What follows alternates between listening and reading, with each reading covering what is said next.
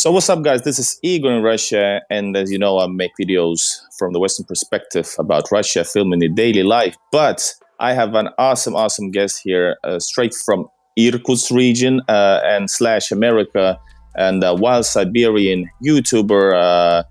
Welcome to the channel, Dan. Thank you so much. It's actually, I'm originally from Mexico. I'm a Mexican American, and yeah, I live now in the Irkutsk Oblast out here in Russia. Thank you for having me. I have tons of questions. I have some basic questions, but I'll just go along with it. You said the interesting fact that I watch tons of American content. Maybe too much. And I'm fine with it. I love it. It opens my mind. But one thing that I've noticed that in America, you say always you're an American. Then you can make the distinction that African Americans. Some people say it's not correct, etc. Some like black activists, for example, and then of course this the Mexican thing, Mexican American. Once you're like a citizen, then you can flip those both twos. But if you're just a Mexican, depending how you can, this border thing with the border control. Yeah. How do you think about that? Because in America, it is great to be an American, right? But when I'm thinking about myself living in Finland, if I say I'm Russian in Finland, that means basically, for somebody, it might sound like I'm a traitor for Finnish people. If I say I'm Russian Finnish, if I'm Finnish citizen, then I'm also like, weird answer. You have to say Finnish and forget all the history, especially if you're Russian. But if you're like, let's say Japanese, that's fine. I'm Japanese Finnish. Oh, wow, Japan. Or American Finnish, that would be the awesome because they love American TV. Yeah. How do you think about that? Because I know you have a view on that living in Russia and yeah, I mean, look, when you're growing up in America, it all depends on who America is okay with. Unfortunately, like, could you imagine being a German American during the 1940s and a Japanese American? So right now, I can if it was before they decided to go against, because they were supporting Germany originally in some ways. There was some stuff going on inside, but what I'm trying to explain is that like my heritage, I get it from my mother. My mother is a Mexican. The blood inside my body is completely Mexican. What I like about America in a way is that you have so many ethnicities. Even though we self-segregate, nobody's ever gonna try me in the streets if I say, hey, I'm Mexican American, especially where I'm from. If you have a problem with that, it's gonna be your problem, because we're the majority, and it kind of seems messed up, but that's just how it is. But like, I'm very proud of my roots. That's why I say I'm a Mexican American. Here in Russia, it's pretty funny. People don't understand that concept. Like, you tell them, hey, I'm a Mexican American. They'll be like, okay, is which your one? Father American? Is your father American? And your no. Like, I'll be like, no, my blood, my mother and my father are Mexican, but I'm just an American citizen. Through birth, my mother had me in America and sent me back to Mexico. It's a term called anchor baby. What you do is when you want to have like citizenship. So if you're technically, if you're physically born in America, or even just by accident, if you're a tourist, is that right that you become an American? Exactly. Yeah, it's exactly right. It's by birth. If you're born in the soil, you get citizenship. So I mean, I'm very proud of it. I have never shied away from both my blood, which is Mexican, and my citizenship, which is American. And as you probably know, I served in the United States Marine Corps, so I've done it. I've been there, and I've paid my dues to my country. And I mean, that's just how it is. And that's interesting because I am actually really proud of I'm actually a Soviet. I was born in Soviet Union, and I don't know, did my citizenship ever stop being a citizenship? Technically, I kind of did, but I was a citizen and a Soviet, and a proud Soviet, because you can always focus on different things of the history in any country. There's always something you can be critical about or not, but in general, hell yeah, I'm proud. But that's one of those things you cannot say in the West. I live with only Soviets, by the way. Ksenia is born in Soviet Union, and I've seen her paperwork. It says USSR, Her father's obviously Soviet. Her brother's older than her. So this building here is Soviet. I have to say, I'm born in 1989. Had I been born anywhere on this side, I would have obviously been born during the last years of the Soviet Union. And I appreciate what they've built. The society, a lot of the people around here still are majority Soviets. Why? Because they were born in that era. So you have a culture here that is predominantly Soviet. So when you say Soviet, a lot of people in the West might think, hey, that's in the past. No, it's actually still living through the people and the culture. Yes. And by the way, not only in Russia, it's in whole Eastern Europe is not large, well, by a large part still Soviet. Even those countries that are hating on it and try to tear down the statues, like Baltic states. I'm from Soviet Latvia, actually. So they tear down the statues, but they still live in the Soviet buildings and crossing the Soviet bridges. I make videos also about with the Soviet-Russian past in also these countries from a positive perspective. That hey, you enjoy this and that. Well, it's actually from the Soviet. Yeah, but we'll talk maybe more about that on my channel. You mentioned serving the army, and can you tell me a little bit about that? Because right now the whole world is focused, the news are focused on this, a tragic thing that's going on between Russia and Ukraine. Yes, but what's your take on it as not the political stuff, but as a soldier? What makes you feel? Huh? Yeah, I was never a soldier. Okay. I'm a Marine. I'm still a Marine. There's a difference. Sorry. Oh, yeah. In America, people like me who served in the United States Marine Corps, we say that you become a soldier. Like they give you the title of a soldier when you join the army. But as a Marine, I earned the title of the United States Marines. I served. It's much more different than us. I'm pretty sure in your country, if you have Marines, they probably think themselves higher than the regular army. But when I think about the conflict going now, I think it's very unfortunate on many levels. I've done many in-depth analysis about the conflict. I think that it's very unfortunate that it has to be fought the way it's being fought. A lot of the death count is beyond anything that anybody has seen in a long time. I just hope it ends soon. It affects me personally because I live in Russia with my fiance who is Russian, and it affects a lot of people who people in the West couldn't even imagine. So when they root for one side or the other, it's still rooting against your own brother in a way. And I think that's the biggest problem, that we start in the United States or in the Europe. They want the demise of one side when they should want both to just win. There's a possibility where two sides can win. I'm not gonna go into the politics side of it, but because there's so many tragedies going on. But in general, the Russian and Ukrainian people, if you're not just somebody who just found out about Ukraine after 2022, then and if you're from the East, from the Soviet Union or Russian, then you know that even though it might sound now pretty bad, but these are really brother nations in every way: culture, language, how they behave. And that's a lot of discussion in the West when a lot of refugees came, and there was there was like a discrimination against Russian language Russians, of course. But then it was, kind of funny or ironic that, for example, some restaurant that was like not destroyed, but sabotaged in Helsinki, for example. I'm sure in Middle Europe, a lot more of these cases happened. But then the person was like, "Hey, I'm actually Ukrainian, and so you're," but because I serve Russian food or my cuisine is Russian, which is basically the same thing with the Russian Ukrainian.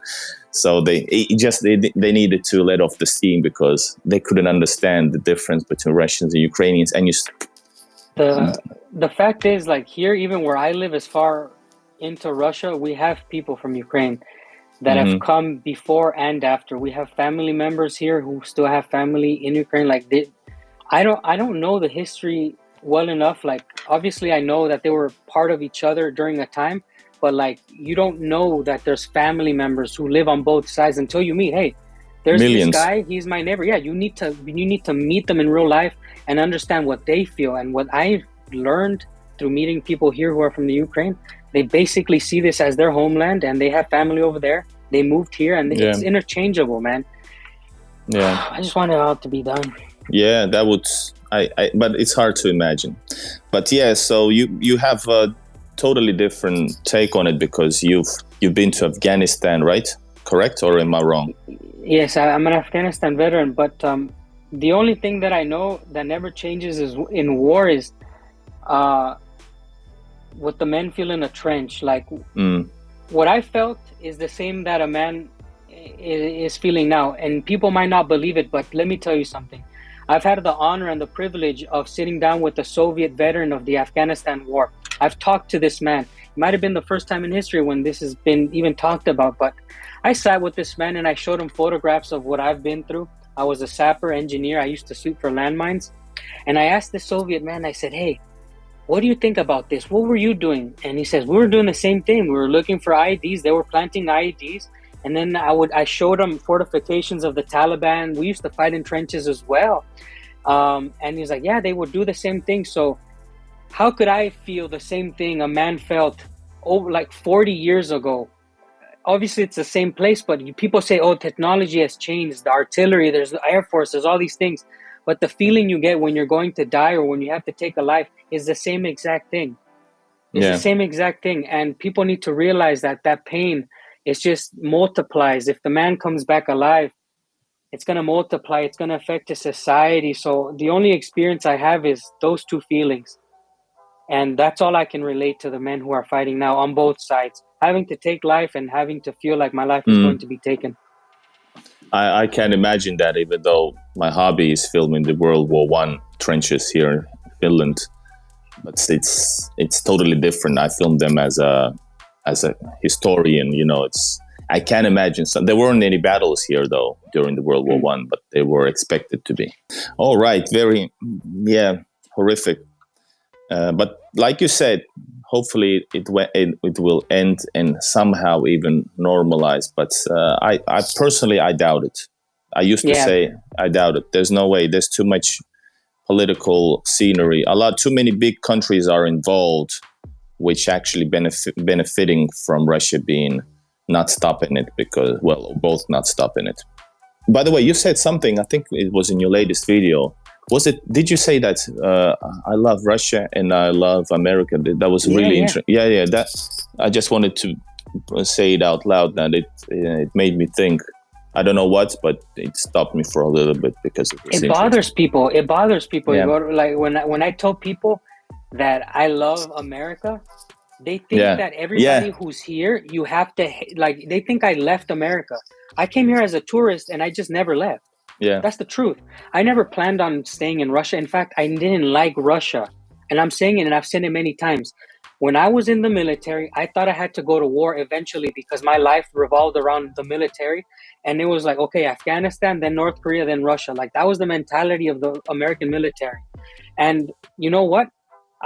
When I planned my trip in 2019 to Russia, I said, screw Moscow, screw St. Petersburg. I don't care about that. I want to go suffer in Siberia. I want to feel alive. After the war, I want extreme situations. And when I was growing up, you know, National Geographic, it's like, Siberia is miserable. So I didn't care about Russia. When I came and I saw Irkutsk and I saw Angara and I saw Baikal, I was like, holy and then the society, the way the people treat you, I was like, forget about it. I'm not going back. Yeah. And, you know, you start learning about Russian tradition. You start learning about the culture, their history. And that's what won me over. I didn't come to Russia because I loved Russia and I thought it was a land of the free. If you come here thinking that before coming here, you're wrong. You have to experience it. You can't love Russia without it embracing you. That's the spirit that I've gained in this place. So that's why when people want to tell me like you have to love Russia or America, it's like, no, Each place gives you something. America gave me the freedom to travel, and Russia has given me the freedom to experience it. You cannot be a hypocrite and think one is worse than the other, because the other one made you and the other one is making you now. That is my mentality. True. And but when you arrived as a tourist, did you already meet your current, is it fiancé? No, my what's fiance, the word? No, my fiance. So no, you just I didn't came. know anybody. Yeah.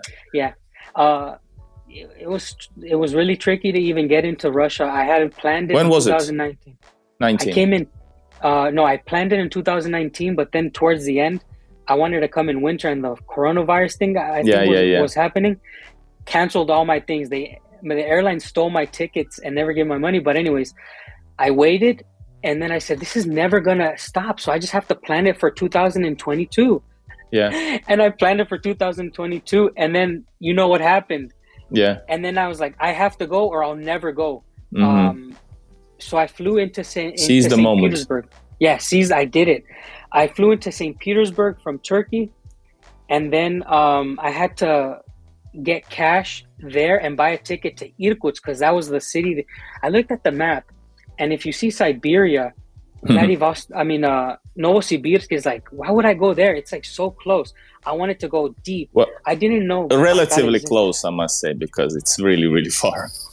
Yeah, but to me, it's nothing if I'm coming from the west. But listen, the thing is, it was by chance. I met her because when I got to Irkutsk, Airbnb canceled reservations. They sanctioned Russia, and I was like, I had a place to stay. And I wrote the people, I was like, what am I going to do? I had everything. They said, no, we don't work there anymore. And I went into a cafe and I asked, hey, does anybody please speak English? I need to rent an apartment. I need help. And she gladly helped me. Yeah. Hey, that's a new story. I don't know, have you shared it? But now you have. I've shared it once, but people always ask. And it's like they think that I found her somewhere else. Like, no, it was by chance. And she herself has told me that when I asked for help, she kind of liked how I looked. So I guess I was good looking for her. That's a good start. But she had a kind heart to do so, because people in Russia really, really are interested in foreigners, and they can be outspoken in a good way, but sometimes it can be a negative also if you're misbehaving, which is also kind of a good thing, because where I'm from, for example, a lot of people might be quiet if somebody is causing a scene.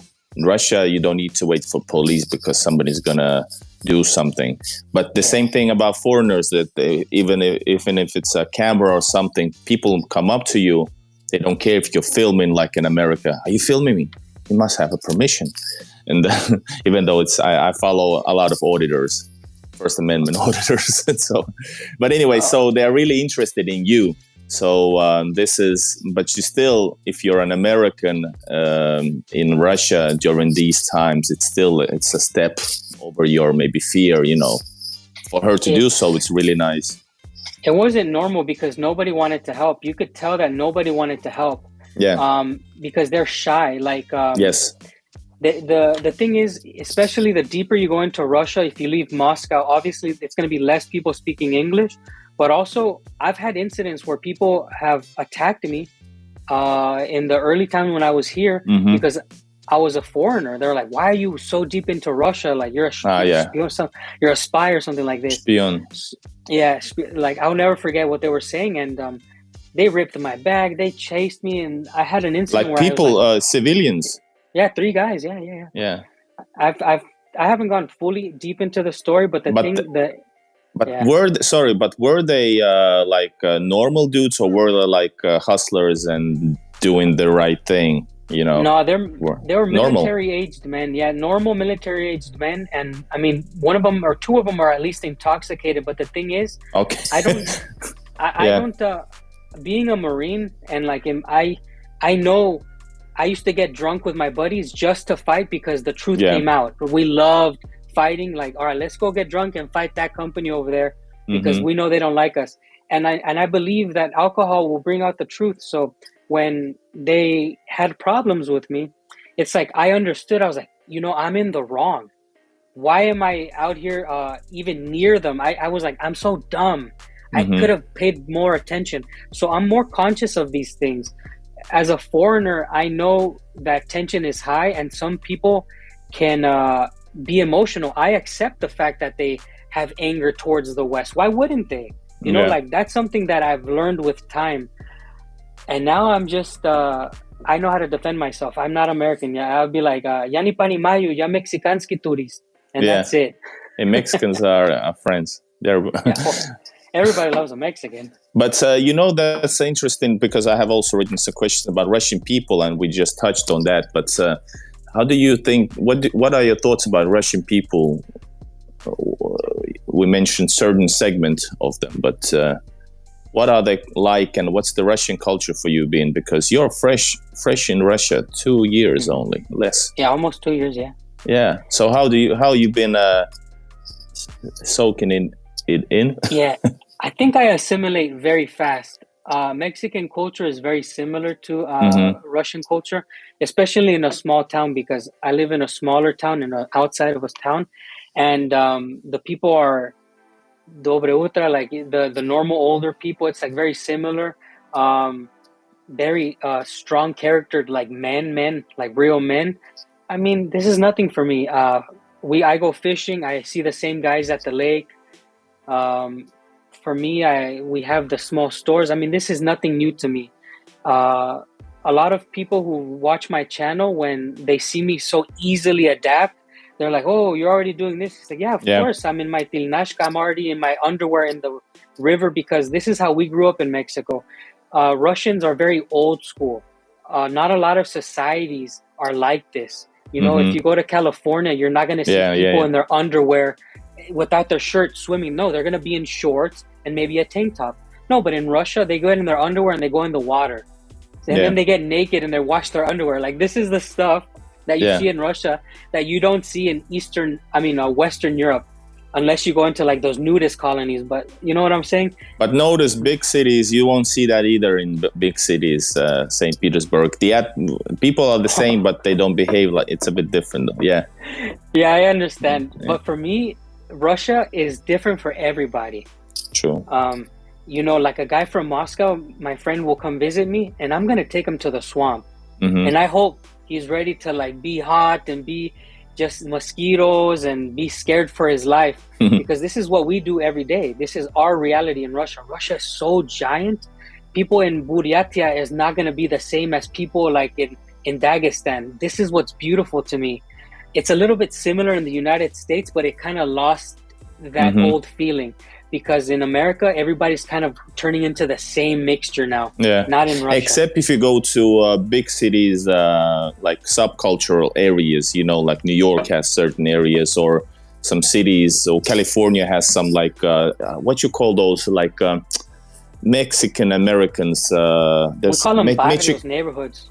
Yeah, but the people. Chicanos? Chicanos, yeah. Yeah, I watched this Peter Santinello on YouTube.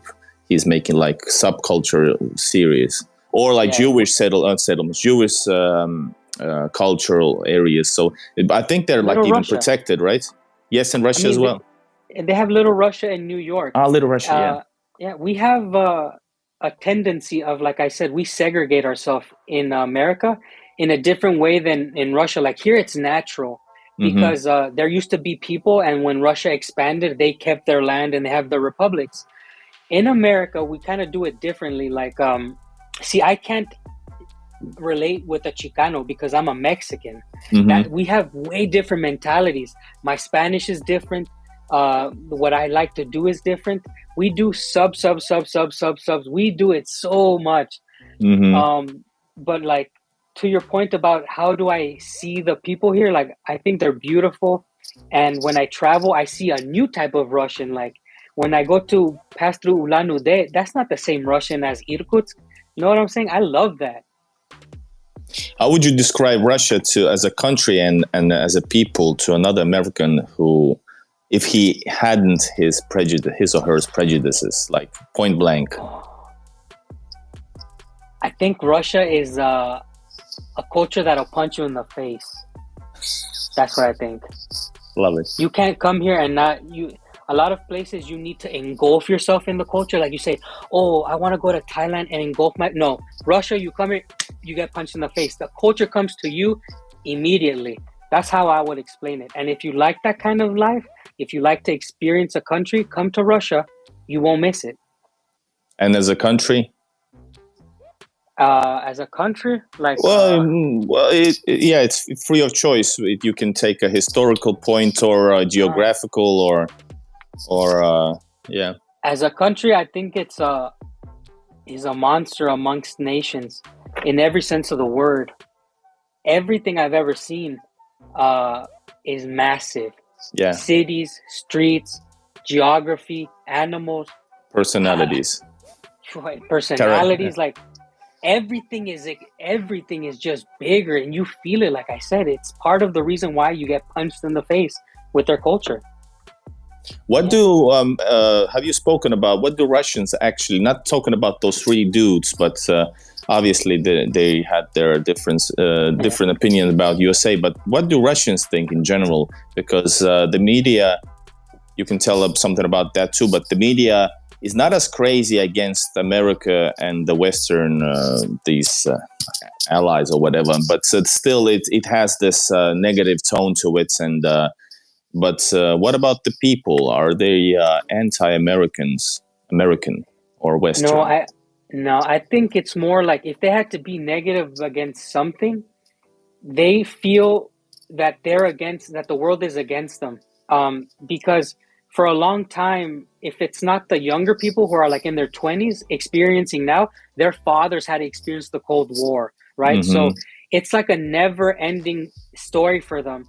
Now, I will say that in Irkutsk, in the city, it's more laid back. The people embrace the Western culture. They have like Burger King over there, I think. I mean, they have a bunch of stuff I don't even see so they embrace it, and it's so peaceful. When they know I'm American, they say, oh, where are you from in America? Los Angeles. Oh, Harasho. Oh, Maladies. Like all these different things for saying good things. They love it. When you sit and speak with someone like a human being, they will never come with the sword. The Russian people are the type of people that if you come by the sword, you're going to die by the sword. But if you come like a normal person, you get treated like another one of theirs. There's no difference. You just become, I go outside and they know, hey, there's that American boy that lives in the flats. It's cool. And about people, actually, you talked about friendships in some point also in one of your videos, and you said something nice, but you can also tell us here on viewers over here. And by the way, if I won't remember, I should remember now, subscribe to Wild Siberian channel, link probably in the topic and also in the description. And if you're new to the channel, subscribe as well to my channel as well. What about Russian friendship? You said something that is like unique. Yeah, I've talked about Russian friendship because the last time I remember making a good friend was in a trench. Mm-hmm. So that'll tell you something about how highly I think about a friendship. So the Russian people, they won't become your friends until like it's almost like dating for a friend. You have to see, okay, is he trustworthy? Okay, he's trustworthy. Can he do things that is going to benefit both of us? It's not like a one-lane highway. It's a place in Russia where you can create a friendship that should last a lifetime. And these are the type of men that'll go to war with you quite literally. Mm-hmm. So I made my first friend not too long ago, Ivan, and I feel like this guy, if I say, hey, we need to do something, he's going to put on his boots and we're going to go together, whatever we have to do. You lose this kind of friendship in time in America. Of course, you can still do it, right? I'm not a liar. I know I can find friends in America, but it's not so easy because the struggles are not the same. You need to you need adversity to create strong bonds. That's why when I say I made my best friends in the war, is because our friendship was put through war. And in Russia, you put the friendship through so much hard times.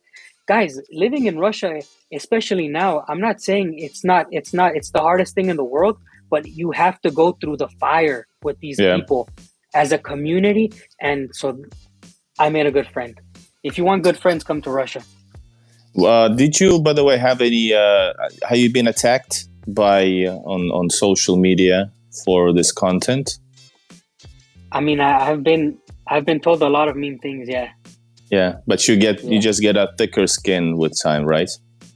Yeah, but the problem with that is I can have thick skin, but when you have enough messages, you start seeing how sick the people are in the head. Yeah. And that affects everybody in the world because we're all part of one world. And it's sad for me in a way because I'm like, wow, look at this poor man. He's sick. I know he's sick. But I think it's a problem. I get. I used to get on YouTube when this whole thing began, and a lot of them, and just little by little, they like disappeared. I make them disappear, but not long. Human problem, no human, no problem. No, just kidding. And so in Russia, you disappear. but there's a lot of. I have such a huge following on Facebook that I've been working on intentionally. But I get hundreds comments daily, and there's because it's such a huge reach. But sometimes, it's so sick. It's funny that I don't know why I'm talking about this, but the thing that they actually accuse Russia of, and they actually hoping for Russians to be as a receiver for the same things, makes you wonder, like, what is the person's ideology? But seriously, not all are just like trolls. Some of them are like, you can see that's like a young lady or older lady or just a normal dude, and they're writing this stuff. Sick people. Yeah, but I think it's the influence of the media. The way the media is playing with this whole thing is just having. I don't blame it on the media. You don't? I can't blame it on the media. But if people are sheep and the only thing they hear is this certain, aren't they being affected? But like, listen, the thing is, you can only blame the media so much until you lose your honor. In my culture, in the Mexican culture, you cannot lose your honor. So let's say that they strapped me on this chair and they roll the same thing over and over. It's up to me to retain my honor and come deep inside my mind and come to my own conclusion, okay? This is the honorable thing to do. People who are on the internet and in real life who have opinions that are so radical and they become heretics, this is not the media. This is they become crusaders themselves. They picked up the shield and the sword, and they decided to go and do something. But listen, this is the thing. In Russia, I think that people are have a little bit more honor. There's not a lot of people who will go and, at least in my society, when I speak, I'm only talking about my community. I don't go and say I don't speak for the world. I speak for my neighbors because my neighbors are good people. And I think that's the problem with the world. We try to outreach. I'm only myself, and Ksenia is herself. And in Slyudanka, we have beautiful people, and they're not going to give up their honor and be bad to me and or other people just because of the media. Because let's be honest, there could be media that try to brainwash them or a message that they misinterpret. But I mean, it's up to us in the end, man. Yeah. Have you been taken into the community? Like, is the great, not gracefully, but have you been taken in? Are you like part of the community? And I don't know how big area you live in. Actually, it's like probably a smaller village. I understand, like outside Irkutsk. No, so I live about 2 hours from Irkutsk. It's like a couple, maybe more than 100 or I don't know, around kilometers. But the truth is, this town has like maybe 10,000 people, but not everybody lives here. It's like they live here just to work in the mines and the train. We are a working town. There's not a lot of things here. We have like one restaurant. We have one road. So if you look at it in a map, it's basically, it exists only because of the train road, the railroad. Yeah. But they've accepted me. I love them wherever I go. Usually there's somebody that knows me now because of the viral video. I ended up also on Channel 1 on the news. I mean, like, the town is known now. I have people from Moscow who say, hey, I want to go eat in Slyudanka. It's like, did you know I had also one major viral video when the first partial mobilization began. They took out of the context my video from the Finnish-Russian border, which I filmed actually a month before, and just happened to release 2 days or 1 day before the partial mobilization. And there was a huge line only because for some reason Finnish borders just wasn't letting anybody in. I don't know, did they have a longer coffee break? It was like artificial, and that new video image was actually stolen, and it crossed whole globe, and it was used by the media, starting from Associated Press, French media, Polish, French TV producers. Which was nice is that they actually started to fact check. That's how I found out, because I started to get messages from like Associated Press and different, is this real? And I had to prove them that it's been stolen.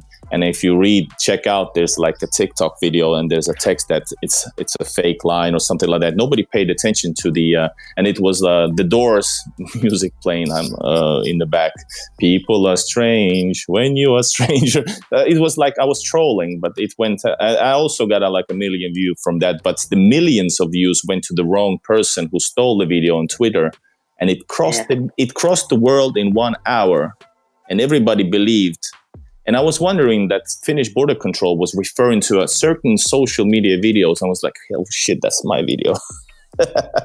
Yeah, it's weird the way the world works now, man. Like, everybody wants to escape Russia. That was the news, of course. To me, because I live next to Mongolia, I thought, okay, what's going to happen? Everybody's saying people are leaving. So I would be able to tell, in a small town, you can tell if like all the military-aged men who are working in shops, who are... Damn. Oh, careful. Nothing really changed in my town. Like, there was nobody missing. So, I don't know. I've lived through all of that inside of Russia, and it hurts me just to think about it, because this information war, man, it's so disgusting. Yeah. People can't just live in peace. And you know they're going to blame us for being part of it with this content. You do know that. I mean... in a way, there's no way out of it. Yeah, they're going to have to, because there's always going to be a black and white to the people who want to cause trouble. But we need to end this on a positive note. If I would come, and I would actually, you've painted a picture. I have certain picture of that of your region, of your neighborhood. And my dream is to film and visit whole Russia. I know it's impossible, but as like throughout all the amazing places, that's my goal. But if I would come, I don't know if I'm inviting myself now. If I would come, and if you would take me in as a guest, what would be our day? What would you show during the one day, and then kick me out? I mean, look, in the morning, if it's summer, we have to go fishing. And I don't know if you like fishing, but I mean, if you come to this area, you need to learn how to fish, because you need to be a part of the environment. I will learn. We'll go fishing in the morning. After, we can go see Baikal. On a warm day, we can get in Baikal. The water is going to be cold, but it's good for your body. Then we go out of Baikal into the mountains here behind, where we have rivers, maybe like 10, 15 minutes after Baikal, make some shashlik, spend the afternoon just drinking a little bit. I don't know if you drink, but I mean, it's a good thing to drink amongst friends. You should know that I do drink. That's the basis of my channel. Yeah, but it doesn't even matter if I know. You have to make sure. I'll bring the beer, Russian beer. Baikal, river, fishing, mountains, the true Siberian experience. And we have everything here. And of course, you're invited. I mean, I've said it to everybody who's watching. As long as you can make it here, you have a friend on the shores of Baikal. Appreciate it. And I won't come alone, because I will travel with my wife. And then your fiance, my wife can speak. They're both Russians. That's perfect. And my wife actually is from Siberia also, which is a huge area. You cannot say I'm from Siberia, but she's from mostly Novokuznetsk. It's westward. I think it's westward from close to Novosibirsk. Okay. So far, still far. Yeah, not a lot of people are close to where I live for some reason. Like if you say Siberia, they usually think that side of Siberia, but like you said, it's a big region. But thank you so much. I just want to say I appreciate the conversation. I hope that everybody who's watching acknowledges that, hey, there's many stories, there's many things. His experience is different than mine. Please do consider subscribing to his channel. It's really important so that you learn two versions of what's actually happening in Russia. Thank you so much for having me. Appreciate. Click the link in the description on in the name and subscribe to Wild Siberian. Igor, Russia. See you guys in the next video. Bye-bye.